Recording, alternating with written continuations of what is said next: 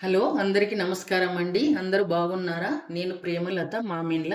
ఈరోజు నేను చుక్క కూర కందిపప్పు చేస్తున్నాను. ఒక 2 కట్టల చుక్క కూర తీసుకున్నాను. ఒక 2 ఉల్లిపాయలు, ఒక 15 పచ్చిమిర్చి, ఒక కప్పు కందిపప్పు తీసుకున్నాను. చుక్క కూర కోసం ఒక కప్పు కందిపప్పు తీసుకున్నాండి. ఈ కప్పు ఒక 2, 3 సార్లు కడిగి శుభ్రంగా కుక్కర్‌లో వేసి నానబెట్టుకున్నానండి. ఒక అర్ధగంట ముందు నానబెట్టుకున్నా. మనకు తొందరగా ఉడుకుతదని. ఇప్పుడు ఇది కట్ చేసి చుక్క కూర, పచ్చిమిర్చి, ఉల్లిపాయ, పసుపు, నూనె ఏసి ఒక 3 విజిల్ ఉడికించుకోవాలండి.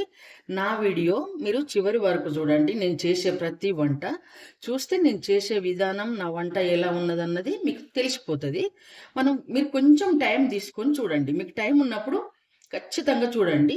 చూస్తే పెద్దవాళ్ళకైనా, చిన్నవాళ్ళకైనా, బ్యాచిలర్‌కు, పెళ్లి కాని అమ్మాయిలు తెలుసుకుంటారు. వాళ్ళకు రానోళ్ళైతే వాళ్ళు నేర్చుకుంటారు. మనం గూడా పెద్దవాళ్ళం ఏదన్నా కొంచెం ఇంకా వేరే జేయాలంటే గూడా మనం గూడా చేయొచ్చు. హలో అండి. నేను కందిపప్పు ఒక అర్ధగంట ముందు నానబెట్టేసినండి. ఇది నానిన పప్పు.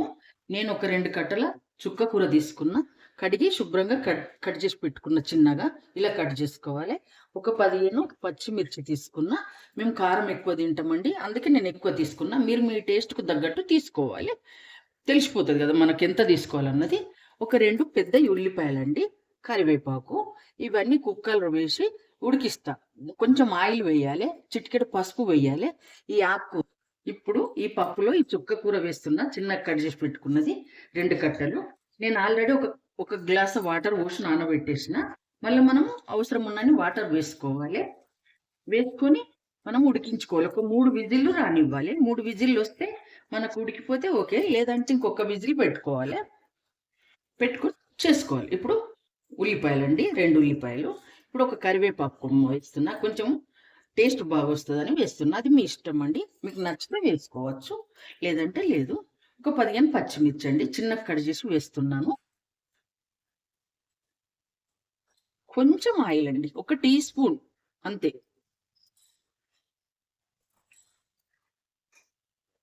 ఒక చిటికెడు పసుపు వేసి మనము నేను ఫస్ట్ గ్లాస్ ఆఫ్ వాటర్ వేసినండి. ఇప్పుడు ఒక హాఫ్ గ్లాస్ వేస్తుంది. ఒక 3 విజిల్లు రానివ్వాలండి. ఒక 3 విజిల్లు వచ్చినాక మనం చెక్ చేసుకోవాలి. ఉడికితే ఓకే. ఉడకకపోతే ఇంకొక విజిల్ పెట్టేసుకోవాలి. అప్పుడు మనం పోపు చేసేది చూపిస్తాను నేను ఏ విధం అన్నది. ఇప్పుడు పప్పు ఉడికిందేమో చూద్దామండి. 3 విజిల్లు వచ్చింది.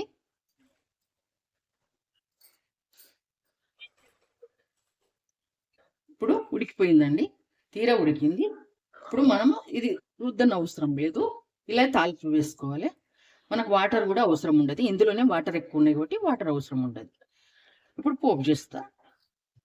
ఇప్పుడు పప్పు ఉడికిందండి. కర్రీ చేయడానికి స్టవ్ అంటు పెట్టి కడాయి పెట్టింది. కడాయి వేడయింది. ఇప్పుడు ఒక 2 టేబుల్ స్పూన్ల ఆయిల్ వేస్తున్నా. పప్పు ఎక్కువ ఉంది. అందుకని నేను ఎక్కువ వేస్తున్నా. ఇప్పుడు ఆయిల్ వేడయింది. ఇప్పుడు ఒక 5, 6 వెల్లుల్లి కట్ చేసినండి. చిన్నగా కట్ చేసి వేసుకోవాలి. ఒక హాఫ్ టీ స్పూన్ ఆవాలు, ఒక హాఫ్ టీ స్పూన్ జీలకర్ర ఎక్కువని వేస్తున్నాను. కొంచెం ఇంగువ, చిటికెడు ఇంగువ, కొంచెం శనగపప్పు, 5, 6 ఎండిన మిర్చండి. ఇప్పుడు అల్లం వెల్లిపాయ పేస్ట్,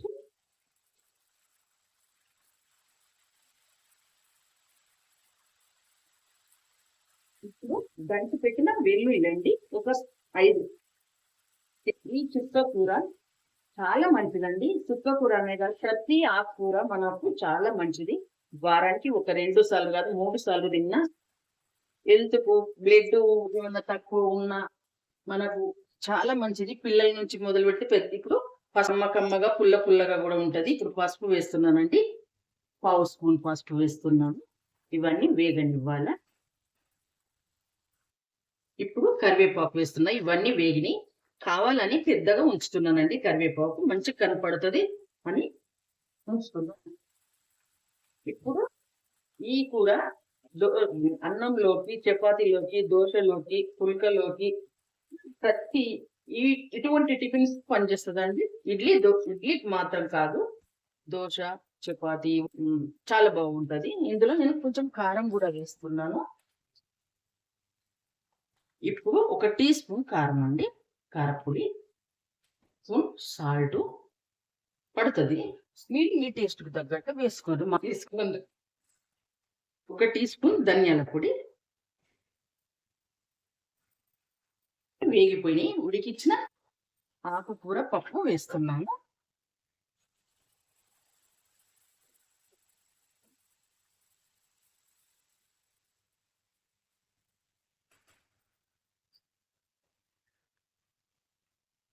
ఇదే సమయంలో మనం ఉప్పు కారం చూసుకోవాలండి.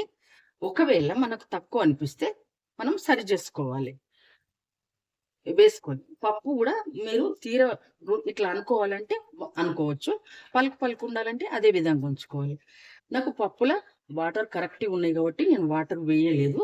మనకు ఉడికే వరకెలా మనకు కరెక్ట్ సెట్ అవుతది. ఒకవేళ పప్పు ఉడకబెట్టినప్పుడు వాటర్ లేకుంటే మనం కొన్ని వాటర్ వేసుకోవాలి. ఈ విధంగా చేసుకోవాలండి. నా వీడియో చివరి వరకు చూడండి. మీరు చూస్తున్నారు, నాకు సపోర్ట్ చేస్తున్నారు. ఎప్పుడు ఇలాగే సపోర్ట్ చేయాలని కోరుతున్నాను. నా వీడియో చూసిన ప్రతి ఒక్కరికి, పెద్దల నుంచి పిల్లల వరకు ప్రతి ఒక్కరికి థాంక్స్ చెప్తున్నానండి. వెరీ, వెరీ థాంక్స్ అండి. ఖచ్చితంగా చూడండి.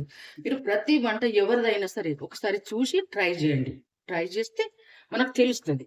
అప్పుడు మనము ఎప్పుడన్నా అది చేసుకోవాలనా లేదా అన్నది కూడా మనకు ఐడియా వస్తది.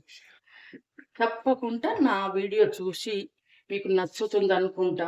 నచ్చితే లైక్ చేయండి, షేర్ చేయండి, కామెంట్ చేయండి. మర్చిపోకండి.